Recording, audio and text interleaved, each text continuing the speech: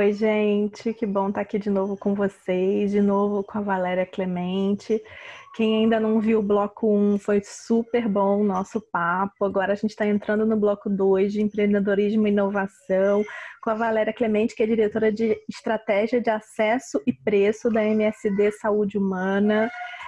A gente está aqui, então, vendo o que está acontecendo de novo, né, aqui no nosso país e quais são as necessidades com essa visão, com esse chapéu da indústria, mas tentando integrar com todo o sistema de saúde. Então, do nosso papo anterior, me surgiu uma pergunta aqui, Val, que é super para mim, que eu tenho me debruçado muito para pensar sobre ela, sabe?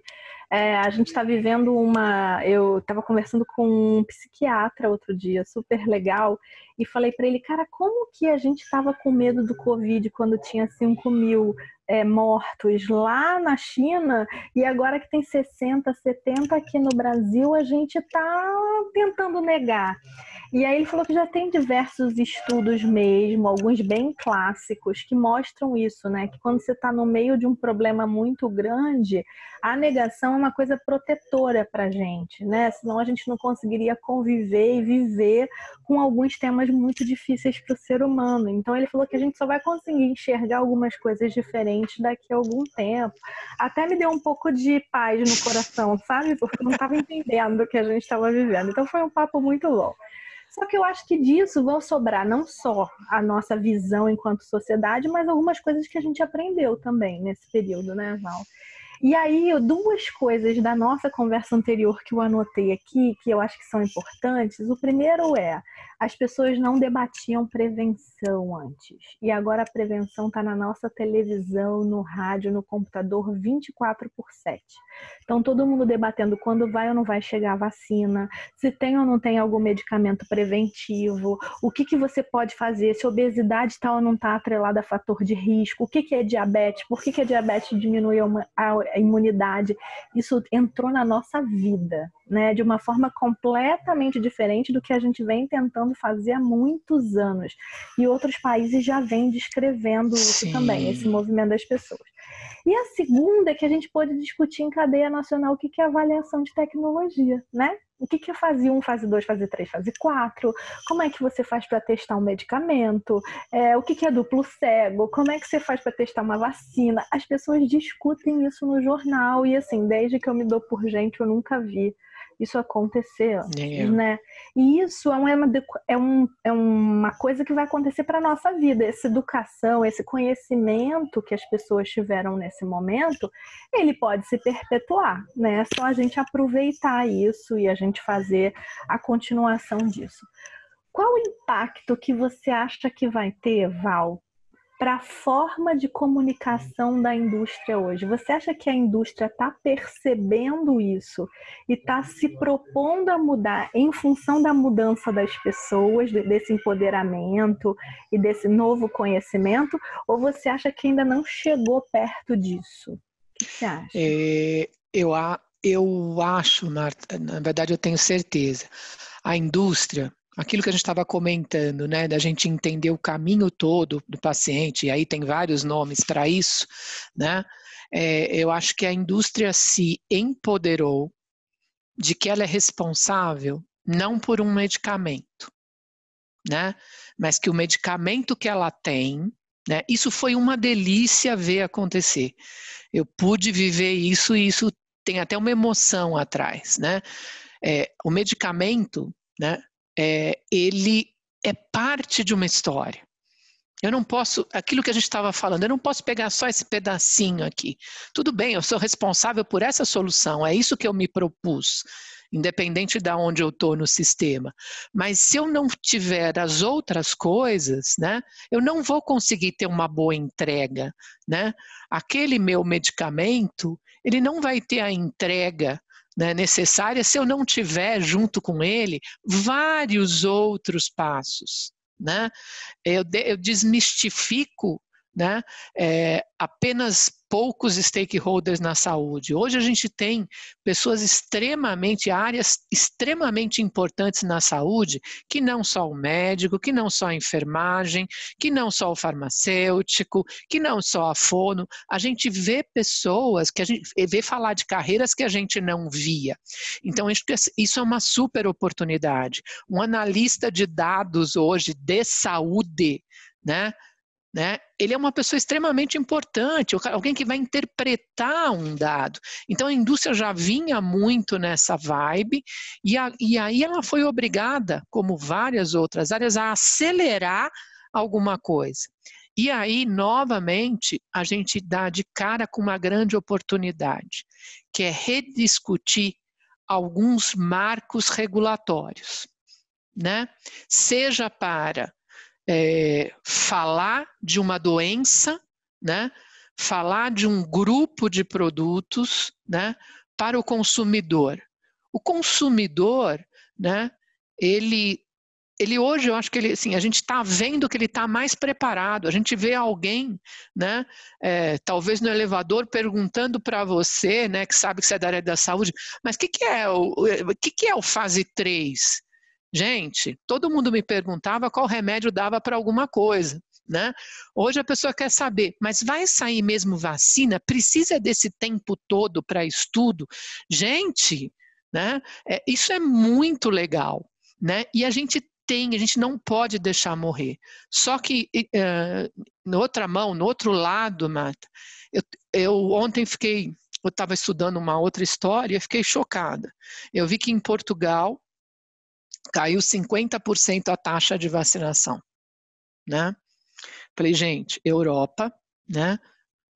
Teoricamente estamos avançados em cultura. Aí conversar com a médica responsável lá pelo grupo de vacinas, ela falou, Valéria, vou te mandar o trabalho dos Estados Unidos. Falei, o quê? Né?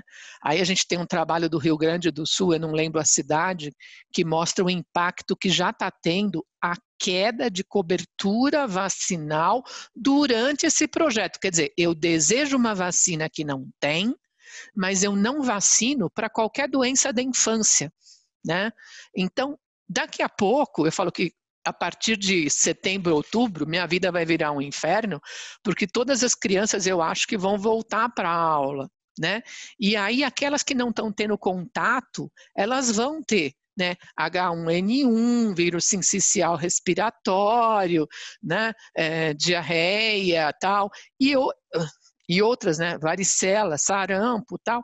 E elas poderiam, para muitas delas, já estar imunizadas. Agora, sim, eu não estou vacinando para o que eu tenho, então, Marta, a gente tem uma oportunidade, mas eu não sei como a gente não deixa essa peteca cair, porque se não for agora, eu não sei quando vai ser. A gente realmente as pessoas estão envolvidas em falar de saúde, envolvidas de falar em prevenção, né? Isso é muito legal. Mas como que eu explico? Aí eu preciso da ajuda do seu amigo psiquiatra, né? Porque é mais do que negação, né? Tudo bem, eu estou achando que a coisa não é tão grande assim, mas tá bom, eu tenho medo de levar meu filho vacinar, né? Mas a gente já tem muita comunicação, né, dos procedimentos ambulatoriais, dos ambulatórios de saúde da família, dos consultórios que voltaram, de horários agendados, isso falando de SUS e saúde suplementar, né? Então eu acredito que primeiro não dá para deixar, acho que a gente tem que rever vários marcos regulatórios, né? Seja de contato com o consumidor, né? Quantos anos faz? Mais de 20. Isso. Né? Quando eu fiz a 9656, eu pensei, e ela foi muito legal, e eu falo que a gente tem progressos gigantescos na parte regulatória da Agência Nacional de Saúde, no entorno, né? Mas eu acho que a gente está com uma oportunidade de dar um salto, né? De falar, gente, a gente realmente precisa rediscutir tudo isso, né? Então, eu acho que esse é uma grande oportunidade, um grande receio, porque ontem eu fiquei chocada com a história das vacinas. Então, a indústria respondendo, ela já vinha nisso, né? Como eu posso fazer a conscientização? Legal. Como eu posso ajudar, né, E não é um ajudar do tipo, eu quero ser seu parceiro. Não, não é isso. Como eu posso fazer parte no desenvolvimento de uma estratégia em conjunta, né? Aí mais um termo da pandemia. Como eu posso co-criar com um grupo, né? Mas é verdade. Se eu não me sentir dono, eu não consigo evoluir. E não tem porque eu acho que a discussão não pode ser só com um grupo de stakeholder que está regulando. O que a sociedade imagina, né? Eu continuo achando que tratar HIV, né, é tão importante quanto tratar, sei lá, uma outra área terapêutica qualquer, quanto saneamento básico, né? Porque se não tiver saneamento básico, e infelizmente o nosso país, né, não está muito longe de ter índices de saneamento básico satisfatórios, né? Será que a gente vai chegar onde a gente quer? Acho que é isso que eu penso.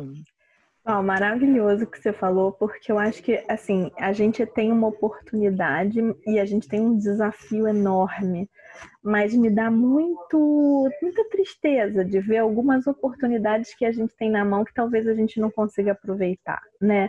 Eu acho que tem a história da vacina, então demonstrar que, olha só, tudo bem, pode ser só um período, estou esperando melhorar, né? Da mesma maneira que eu estou fazendo represamento de exame, de procedimento, eu estou fazendo de vacina, daqui a pouco vai lá todo mundo e vacina. Pode ser? Pode ser. Mas a gente tem a oportunidade de mostrar, tá vendo? Não basta ter a vacina para o Covid, eu tenho a vacina para sarampo. Hoje a minha cobertura é muito baixa.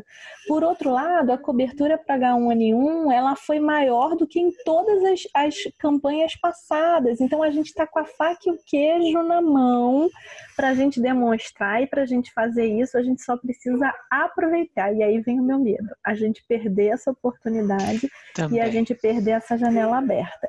E isso está acontecendo, Val, para tudo. Outro dia eu estava lendo uma reportagem, acho que foi anteontem, sobre o número de mortes domiciliares aqui no Rio de Janeiro.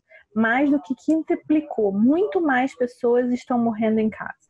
Isso tem um lado muito ruim, que as pessoas estão deixando de procurar, por exemplo, na hora que elas estão sentindo dor e não querem procurar e está infartando e acaba morrendo em casa sem acesso ao hospital. Mas, por outro lado, isso tem uma possibilidade da gente rediscutir uma coisa que é muito importante, que é a morte domiciliar mesmo, né? O cuidado paliativo, o quanto de verdade a gente está indo à emergência certo ou errado, a gente vai voltar aí à emergência como a gente ia. Então, se a gente, enquanto sociedade, conseguisse mostrar o que está acontecendo agora, e com isso instrumentalizar as pessoas, porque elas estão super sensíveis ao que pode ser o futuro, eu acho que era uma grande oportunidade.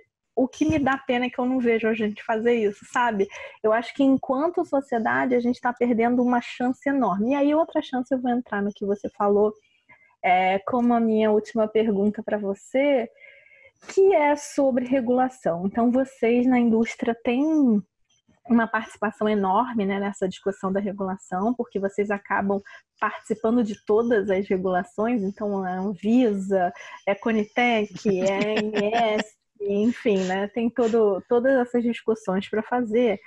E uma das discussões que está sendo feita, já vinha sendo feita fora do Brasil e que isso está acontecendo de uma forma mais importante, é essa necessidade de cada vez mais a regulação ela está se antecipando e puxando situações boas e não vindo a reboque, e às vezes muito a reboque, né? Ela vem tão depois que ela não precisava mais vir, que foi o caso da telemedicina. Então eu segurei, agora não tem mais o que discutir, acabou, ela veio e pronto. Então, como que a gente faz hoje para ter esse tipo de resposta que de verdade consiga trazer um benefício para as pessoas, né? Então, como é que eu tenho mecanismos de enxergar isso? E aí, outro dia eu estava discutindo com um amigo um case que eles têm na Europa. A Holanda participa, a França participa, Portugal participa, que eles fazem um legal free. Então, é uma possibilidade de você testar tudo que você quer de inovação, sem as leis, sem as regras, ver o que acontece, e aí os reguladores participam disso para poder alterar as normas. Olha que legal. Então, o cara está se antecipando, ele está produzindo essa inovação, ele está acompanhando as necessidades dessa inovação. E isso vai ficar cada vez mais rápido, né, Val? Se a gente pensar que a velocidade de mudança era X, agora é X vezes 20, daqui a pouco vai ser X vezes 40, a gente vai precisar ter isso de uma forma muito mais participativa, organizada, mais flexível, mais, enfim, totalmente diferente do que a gente tem hoje. O que você vê disso? Assim, como é que você vê esse debate? Se a gente está conseguindo fazer isso? Se você está vendo isso de alguma forma chegando perto da gente ou não? Sim e não, né? Eu vejo que institucionalmente, né, eu vejo algumas organizações. Então, por exemplo, a indústria farmacêutica hoje eu vejo ela muito mais presente institucionalmente. Eu acho que a indústria está com essa chave de que assim, nós somos uma instituição, não é indústria A, indústria B, indústria C, né? Aí eu tenho que citar duas coisas. Tenho que citar o meu chefe, que é o Hugo Nisenbaum, que ele fala, né? A gente tem que experimentar, né? Ele fala MVP, Minimum Viable Product. Eu tenho que, de algum jeito, você acabou de citar uma maneira de vários stakeholders juntos. Então, institucionalmente, né? A gente tem que pilotar. Nós estamos vendo que as decisões elas têm que ser muito rápidas, né? Obviamente, a lei tem que existir, tem que ter um mercado regulado, né? Nesse modelo que a gente tem hoje de saúde. Em outros modelos funciona diferente, né? Mas será que a gente está regulando exatamente o que precisa, né? E o que não precisa não está sendo regulado? Né? Será que não tem um amadurecimento dos stakeholders e a gente possa testar esse, por exemplo, como você falou, não é uma incubadora, aí de um cenário, né, onde você possa prototipar se aquilo realmente tem. Então, acho assim, mais do que atualizar, acho que atualizar, sim. Eu vejo muitas movimentações institucionais, né? Mas prototipar eu não vejo, né? Eu não vejo isso ainda. Eu acho que a gente está longe disso, né?